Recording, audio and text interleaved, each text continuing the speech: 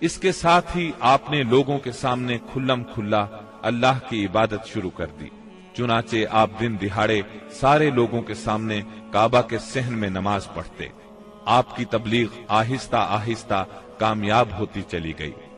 قریش اس پوری صورتحال کو تشویش کی نظر سے دیکھ رہے تھے۔ ابھی تھوڑا عرصہ گزرا تھا کہ حج کا موسم آ گیا۔ کفار حاجیوں کے سلسلے میں پریشان ہو گئے۔ چنانچہ ان کی ایک جماعت ولید بن مغیرہ کے پاس آئی۔ یہ ان میں عمر رسیدہ اور مرتبے والا آدمی تھا۔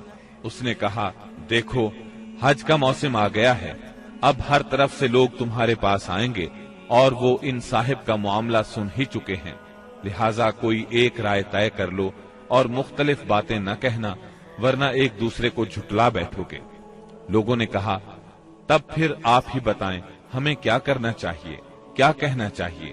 اس نے کہا، نہیں بلکہ تم کہو میں سنوں گا۔ لوگوں نے کہا، اچھا تو ہم ان سے کہیں گے یہ کاہن ہے۔ یہ سن کر ولید بن مغیرہ نے جواب دیا، وہ کاہن نہیں ہے، ہم نے کاہنوں کو دیکھا ہے، اس میں نہ ان جیسی گنگناہٹ ہے نہ تک بندی۔ تب ان لوگوں نے کہا، ہم کہیں گے وہ پاگل ہے۔ ولید بن مغیرہ نے جواب دیا، وہ پاگل بھی نہیں ہے، ہم لوگ پاگل پن کو بھی پہچانتے ہیں، اس میں نہ پاگلوں کسی گھٹن ہے، نہ الٹی سیدھی حرکتیں، نہ بہکی بہکی باتیں۔ لوگوں نے کہا، تب پھر ہم کہیں گے وہ شاعر ہے۔ ولید بن مغیرہ بولا، وہ شاعر بھی نہیں ہے، ہمیں شعر و شاعری کی تمام قسمیں معلوم ہیں، وہ شاعر نہیں ہے۔ وہ بولے، اچھا تو ہم کہیں گے وہ جادوگر ہے۔ ولید بن مغیرہ نے کہا، وہ جادوگر بھی نہیں ہے، ہم نے جادو اور جادوگر سب دیکھے ہیں، اس میں ان جیسی جھاڑ پھونک ہے نہ گرہ بندی۔ انہوں نے کہا، تب پھر آخر ہم ان سے کیا کہیں، کیا بتائیں، یہ کون ہے، کیا ہے؟ اس نے جواب میں کہا، اللہ کی قسم اس کی بات میں مٹھاس ہے، تازگی ہے، اس کی جڑ پائیدار اور شاخ پھلدار ہے، تم جو بھی کہو گے واضح ہو جائے گا کہ تم نے جھوٹ کہا ہے۔ ویسے زیادہ مناسب یہی ہے کہ تم کہہ دو وہ جادوگر ہے اور اس کی باتوں میں جادو ہے، وہ اس کے ذریعے سے باپ بیٹے میں، بھائی بھائی میں، میاں بیوی میں، آدمی اور اس کے خاندان میں لڑائی کروا دیتا ہے، پھوٹ ڈلوا دیتا ہے۔ چنانچہ یہ بات طے کر کے وہ لوگ وہاں سے اٹھے۔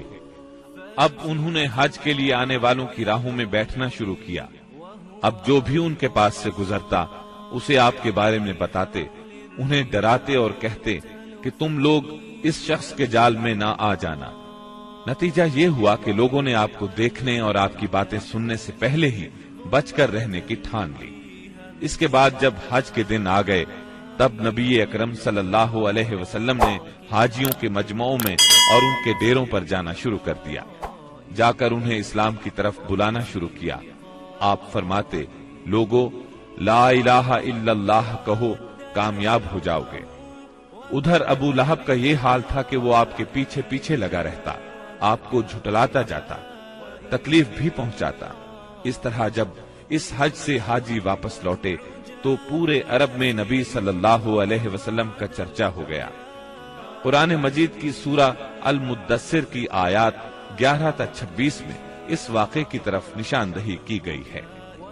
چھوڑ دو مجھے اور اس شخص کو جسے میں نے اکیلا پیدا کیا، بہت سا مال اسے دیا، اس کے ساتھ ساتھ حاضر رہنے والے بیٹے دیے اور اس کے لیے ریاست کی راہ ہموار کی۔ پھر وہ طمع رکھتا ہے کہ میں اسے اور زیادہ دوں گا، ہرگز نہیں، وہ ہماری آیات سے عناد رکھتا ہے، میں تو اسے بہت جلد ایک کٹھن چڑھائی چڑھاؤں گا۔ اس نے سوچا اور کچھ بات بنانے کی کوشش کی تو رب کی مار اس پر۔ اس نے کیسی بات بنانے کی کوشش کی؟ ہاں، رب کی مار اس پر۔ اس نے کیسی بات بنانے کی کوشش کی؟ پھر لوگوں کی طرف دیکھا، پھر پیشانی سکیڑی اور منہ بنایا، پھر پلٹا اور تکبر میں پڑ گیا۔ آخر کار بولا کہ یہ کچھ نہیں ہے مگر ایک جادو جو پہلے سے چلا آ رہا ہے، یہ تو ایک انسانی کلام ہے، بہت جلد میں اسے دوزخ میں پھینک دوں گا۔ اسلام کی اشاعت بڑھ رہی تھی، لیکن اس کے ساتھ ساتھ قریش کا ظلم و ستم بھی شدید سے شدید تر ہوتا جا رہا تھا۔ پھر آپ ایک مخلص صحابی ارقم بن ابی ارقم رضی اللہ عنہ کے گھر میں تبلیغ کا کام کرنے لگے، یعنی وہ گھر آپ کی تبلیغ کا مرکز ٹھہرا۔ مسلمانوں کو اسلامی تحریک کے سب سے پہلے مرکز دار ارقم کا علم تھا، چنانچہ کوئی اجنبی شخص مسلمان ہونے کے لیے آتا تو اہل اسلام اسے بھی دار ارقم پہنچا دیا کرتے تھے۔ قریش کی سختیاں اور حالات جب ناقابل برداشت ہو گئے تو آپ نے اپنے اصحاب سے فرمایا، حبشہ کا بادشاہ اسہمہ نجاشی ایک انصاف پسند حکمران ہے اور اس کے ملک میں کسی پر ظلم نہیں ہوتا، لہذا تم حبشہ کی طرف ہجرت کر جاؤ۔ اس ہدایت کے مطابق رجب 5 نبوت میں صحابہ کرام کے پہلے قافلے نے ہجرت کی۔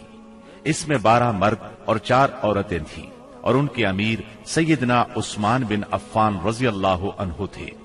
ان کے ساتھ ان کی زوجہ محترمہ سیدہ رقیہ رضی اللہ عنہا تھی۔ یہ نبی اکرم صلی اللہ علیہ وسلم کی صاحبزادی تھی اور یہ سیدنا ابراہیم علیہ السلام اور سیدنا لوط علیہ السلام کے بعد پہلا گھرانہ تھا جس نے اللہ کے راستے میں ہجرت کی تھی۔ یہ لوگ رات کی تاریکی میں خاموشی سے نکلے اور جدہ کے جنوب میں واقع بحر احمر کی بندرگاہ شعیبہ کا رخ کیا۔ خوش قسمتی سے وہاں 2 تجارتی جہاز موجود تھے۔ یہ لوگ ان پر سوار ہو کر حبشہ پہنچ گئے۔ ادھر قریش کو ان کی روانگی کا علم ہوا تو مارے غیظ و غضب کے ان کا برا حال ہو گیا۔ فوراً آدمی دوڑائے گئے تاکہ ان حضرات کو پکڑا جا سکے اور خوب سزا دی جا سکے، یہاں تک کہ وہ اللہ کا دین چھوڑ دے۔ لیکن ان کے ساحل تک پہنچنے سے پہلے مسلمان سمندر میں دور جا چکے تھے، لہذا یہ لوگ ساحل سے نامراد واپس آ گئے۔ اس ہجرت کے کوئی 2 ماہ بعد رمضان 5 نبوت میں ایک روز رسول اللہ صلی اللہ علیہ وسلم مسجد حرام میں تشریف لائے۔ اس وقت وہاں قریش کے بہت سارے لوگ موجود تھے، ان میں ان کے سردار اور بڑے بڑے لوگ بھی تھے۔ آپ نے ان کے درمیان کھڑے ہو کر سورہ نجم کی تلاوت شروع کر دی۔ ایسا نفیس کلام انہوں نے پہلے کبھی نہیں سنا تھا۔ اب جو ان کے کانوں میں گونجا تو بے خود ہو گئے، دم بخود ہو کر سنتے رہ گئے، اس طرح خاموش اور ساکت ہو گئے کہ آپ کو روکنے کا ہوش بھی نہ رہ گیا۔ بلکہ سورت کے آخر میں جب ڈانٹ ڈپٹ والی آیات آئیں تو ان کے دل کانپ گئے، ہوش اڑ گئے، اور جو ہی آپ نے یہ حکم سنایا کہ یعنی اللہ کے لیے سجدہ کرو اور اس کی عبادت کرو، تو سب کے سب سجدہ ریز ہو گئے۔ کسی کو اس حکم ربانی سے سرتابی کا یارہ نہ رہا۔ امام بخاری رحمت اللہ علیہ نے سیدنا عبداللہ بن مسعود رضی اللہ عنہ سے روایت کی ہے کہ نبی صلی اللہ علیہ وسلم نے سورہ نجم پڑھی، پھر سجدہ کیا تو قوم کا کوئی فرد نہ بچا جس نے سجدہ نہ کیا ہو۔ ایک آدمی نے ایک مٹھی کنکری یا مٹی کی لی اور اس کو اپنے چہرے کے اوپر تک لے گیا اور کہا، میرے لیے یہی کافی ہے۔ بعد میں میں نے دیکھا کہ وہ حالت کفر میں مارا گیا۔ یہ امیہ بن خلف تھا جو بدر کے دن مارا گیا۔ گویا اس وقت جتنے لوگ تھے ان میں سے بس ایک امیہ بن خلف ایسا تھا جس نے مکمل طور پر سجدہ نہیں کیا، البتہ ایک مٹھی میں کنکریاں لے کر اپنی پیشانی تک لے گیا۔ اس نے سجدہ کرنے والوں کا بس اس حد تک ساتھ دیا تھا۔ اس واقعے کی خبر حبشہ پہنچ گئی، یعنی تمام قریش کے سجدہ کرنے کی خبر۔ اس پر مسلمانوں نے سمجھا کہ وہ سب کے سب مسلمان ہو گئے ہیں۔ وہ سب خوشی خوشی ماہ شوال میں مکے کی طرف روانہ ہو گئے، لیکن جب مکے کے اس قدر قریب پہنچ گئے کہ ایک دن سے بھی کم وقت کی مسافت باقی رہ گئی، تب انہیں اصل بات کا پتہ چلا۔ اس پر کچھ لوگ تو وہیں سے واپس حبشہ چلے گئے اور کچھ چھپ چھپا کر یا کسی کی پناہ لے کر مکہ آ گئے۔ اس کے بعد مسلمانوں پر قریش کی سختیاں اور زیادہ بڑھ گئیں، کیونکہ ایک طرف تو انہوں نے بے خودی میں مسلمانوں کے ساتھ سجدہ کر دیا تھا، اس کا انہیں بہت پچھتاوا تھا، دوسری طرف مسلمانوں کے ساتھ نجاشی بہت اچھا سلوک کر رہا تھا، اس کی انہیں جلن اور کڑھن تھی۔ اس لیے رسول اللہ صلی اللہ علیہ وسلم نے فرمایا، تم لوگ دوبارہ حبشہ ہجرت کر جاؤ۔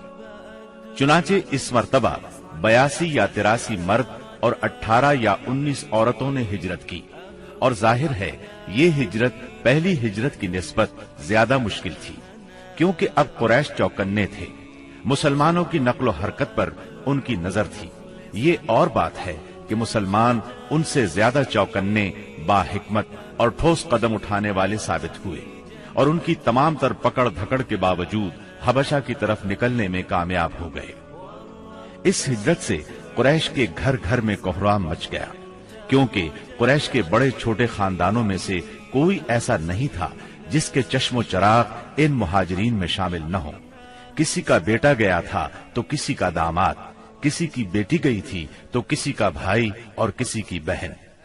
ابو جہل کے بھائی سلمہ بن حشام، اس کے چچا زاد 2 بھائی، اس کی چچا زاد بہن ام سلمہ، ابو سفیان کی بیٹی ام حبیبہ، عتبہ کے بیٹے اور ہند جگر خور کے سگے بھائی ابو حذیفہ، سہیل بن عمرو کی بیٹی سہلہ، عثمان بن عفان، ان کی اہلیہ رقیہ بنت رسول اللہ صلی اللہ علیہ وسلم، زبیر بن عوام، مصعب بن عمیر، عبد الرحمن بن عوف، ابو سلمہ مخزومی، عثمان بن مظعون، جعفر بن ابی طالب اور ان کی زوجہ اسما بنت امیس رضی اللہ عنہم وغیرہ۔ اس طرح قریب قریب تمام سرداران قریش اور مشہور دشمنان اسلام کے جگر گوشے دین کی خاطر گھر بار چھوڑ کر نکل کھڑے ہوئے تھے، اس لیے کوئی گھرانہ ایسا نہ تھا جو اس واقعے سے متاثر نہ ہوا ہو۔